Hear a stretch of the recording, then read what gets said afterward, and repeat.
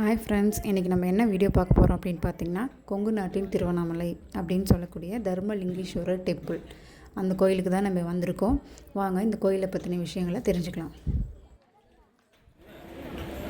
இந்த கோயில் எங்கே லொக்கேட் ஆகிருக்கு அப்படின்னு நீங்கள் பார்த்தீங்கன்னா, கோயம்புத்தூர் பாலக்காடு தேசிய நெடுஞ்சாலையில் மதுக்கரை அங்கே மரப்பாலம் அப்படின்ற பகுதியில் இருக்குது. இதுக்கு பஸ் வசதிகள் நிறையா இருக்குது. Ukkadam bus stand, Gandhipuram bus ஸ்டாண்ட்லேருந்து இந்த கோயிலுக்கு பஸ் வசதிகள் இருக்குது. மரப்பாலம் வரைக்கும் பஸ்ஸு வரும். மரப்பாலத்துலேருந்து கொஞ்சம் தூரம் நடந்து வர டிஸ்டன்ஸில் தான் இருக்கும். அதே மாதிரி மேலே மலைக்கு படிகளில் தான் ஏறணும். மற்ற மலைகள் மாதிரி சில மலைகள் டூ வீலரில் காரில் எல்லாம் போகிற மாதிரி இங்கே போக முடியாது. ஸ்டெப்ஸில் மட்டும்தான் போக முடியும். இங்கே 900லேருந்து ஒரு 1000 படிக்கட்டு இருக்குது. அதே மாதிரி கோயில் நட திறந்திருக்க நேரம் அப்படின்னு பார்த்திங்கன்னா, காலைல 6:30லேருந்து மதியானம் 12:30 வரைக்கும். அதுக்கப்புறம் நட சாத்திட்டு மறுபடியும் ஈவினிங் ஒரு 2:30 மணிக்கு ஓப்பன் பண்ணாங்கன்னா 4:30 மணி வரைக்கும் மட்டும்தான் அலௌடு. அதுக்கு மேலே வந்தீங்கனாலும் மேலே அலௌடு கிடையாது. ஏன்னா இங்கே வனவிலங்குகள் அதிகமாக வரக்கூடிய பகுதி. யானை, சிறுத்தை இதெல்லாம் நிறையா வரும். அதனால் 4:30 மணிக்கு மேலே கோயிலுக்கு மேலே ஏறதுக்கு அலௌடு கிடையாது. வரணும்னு நினைக்கிறவங்க ஒரு 3 மணிக்குள்ளெல்லாம் வந்துடுங்க. அதுக்கு மேலே வந்தீங்கன்னா உங்களால் மலை ஏற முடியாது.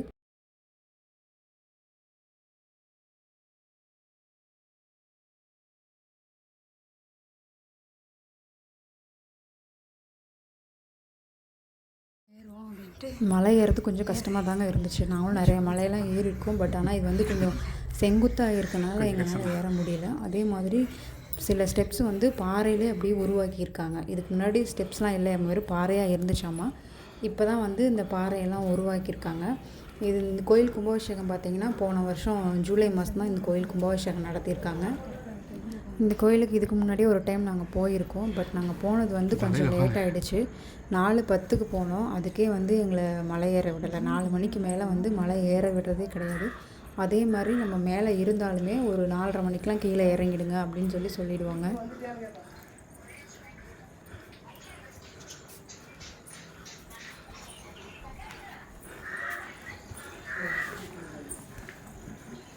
திருவண்ணாமலை மாதிரியே இந்த கோயிலையும் பௌர்ணமி நாள் கிரிவலம் போகலாம். நிறைய பேர் கிரிவலம் போயிட்டுருக்காங்க. நாங்களும் ஒரு நாள் வரணும்னு நினச்சிட்ருக்கோம். பார்ப்போம் வர முடியுதான்னு.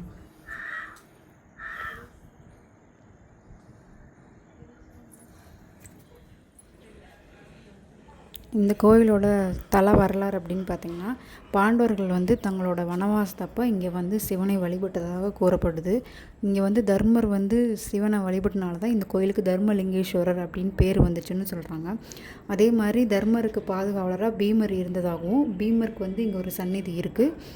பீமன் பாதம் அது கூட இருக்குது கீழே. மலை மேலேருந்து ஊரை பார்க்குறது அது ஒரு தனியான சந்தோஷம். அதே மாதிரி இங்கே ஒரு ரயில்வே ஸ்டேஷன் இருக்குது. மரப்பாலம் ரயில்வே ஸ்டேஷன். ட்ரெயின் நிறையா வரும். ஈவினிங் 4:30 என்னமோ இருக்குது. அந்த டீட்டெயில்ஸ் தெரியல. தெரிஞ்சால் கண்டிப்பாக நான் இன்னொரு வீடியோவில் சொல்கிறேன்.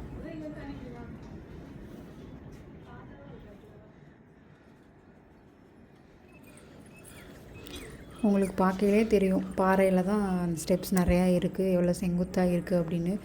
ஏறதுக்கு உண்மையிலே கொஞ்சம் கஷ்டமாக தான் இருந்துச்சு எங்களுக்கு. ஆனால் ஒரு வழியாக நாங்கள் ஏறிட்டோம். கீழேயே இன்ஸ்ட்ரக்ஷன் நிறையா கொடுத்துருக்காங்க. அதாவது கொஞ்சம் வயசானவங்க, ப்ரெக்னெண்ட்டாக இருக்கிறவங்க, ஆஸ்துமா பிரச்சனை இருக்கவங்க, ஹார்ட் பிரச்சனை இருக்கவங்க, இவங்கெல்லாம் மலை ஏற வேணாம். அப்படி ஏறணுன்னா டாக்டர்கிட்ட கன்சல்ட் பண்ணிவிட்டு ஏறுங்க அப்படின்னு கீழே போர்டு வச்சுருக்காங்க. ஸோ இது மாதிரி ஏதாவது இஷ்யூஸ் இருக்கவங்க உங்களோட ஹெல்த் கண்டிஷனை பொறுத்து நீங்கள் இந்த கோயிலுக்கு வாங்க.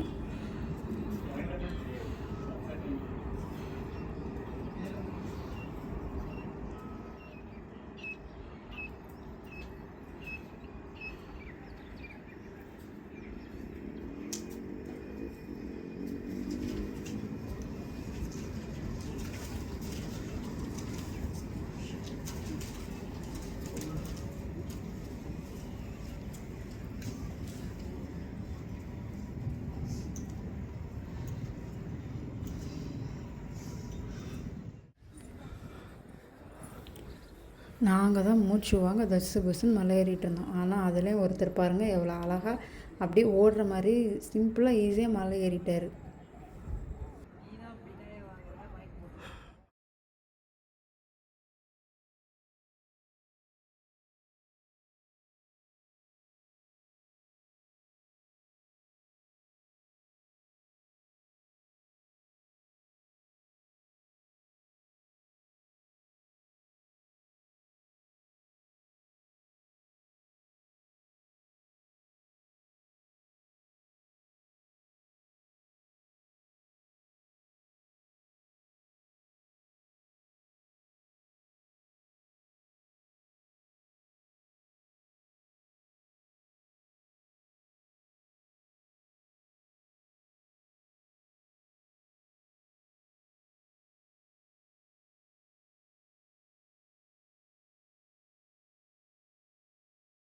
அதுவும் நாங்கள் வந்து பிரதோஷ நாள் அன்னைக்கு போயிருந்தோம். ரொம்ப நாள் ஆசை பிரதோஷத்து அன்னைக்கு தர்மலிங்கேஸ்வரர் கோயில் மேலே போகணும் அப்படின்னு.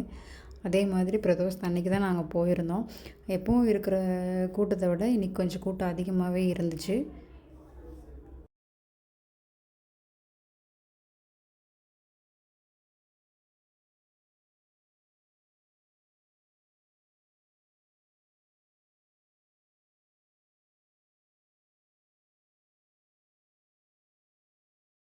கரெக்டாக நாங்கள் மேலே போனோம். சாமிக்கு வந்து அபிஷேகம் நடந்துகிட்டு இருந்துச்சு. அங்கே முன்னாடி எல்லோரும் உட்காந்து அபிஷேகம் பார்த்துட்டு இருந்தாங்க.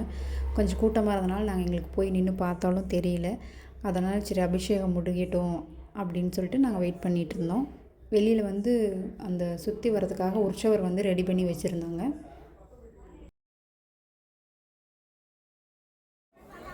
அபிஷேகம் முடிஞ்சு அலங்காரம் நடந்துகிட்டு இருந்துச்சு. அதனால் எல்லோரும் கொஞ்ச நேரம் வெயிட் பண்ணிகிட்டு இருந்தாங்க. அலங்காரம்லாம் முடிஞ்சு உற்சவர் சிலையை வந்து அந்த கிரிவலம் சுற்றி வர மாதிரி சுற்றி வருவாங்களா, அதுக்காக ரெடி பண்ணிகிட்டு இருந்தாங்க. உண்மையிலேயும் மனதுக்கு வந்து அவ்வளோ ஒரு நிம்மதியாகவும் இதமாகவும் இருந்துச்சு அந்த இதை பார்க்குறதுக்கு.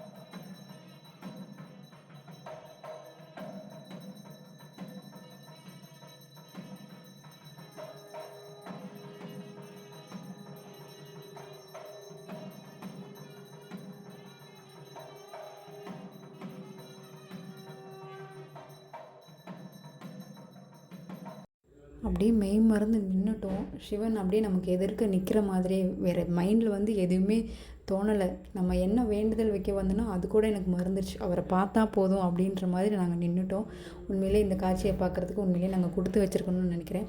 அதே மாதிரி எல்லோரும் கண்டிப்பாக ஒரு நாள் தர்மலிங்கேஸ்வரர் கோயிலுக்கு போய் சிவனை கண்டிப்பாக தரிசிச்சுட்டு வாங்க. நல்லபடியாக சிவனை தரிசிச்சுட்டு கீழே இறங்கிட்டோம். இங்கே தெரியுது பார்த்திங்களா மலை, இப்போ அங்கே தான் நாங்கள் மேலே ஏறிட்டு இறங்கியிருக்கோம். இந்த வீடியோ பிடிச்சிருந்தால் லைக் பண்ணுங்கள், கமெண்ட் பண்ணுங்கள். இதே மாதிரி ஒரு சூப்பரான வீடியோவோட அடுத்து உங்களை நான் மீட் பண்ணுறேன். டாட்டா, பாய் பாய்.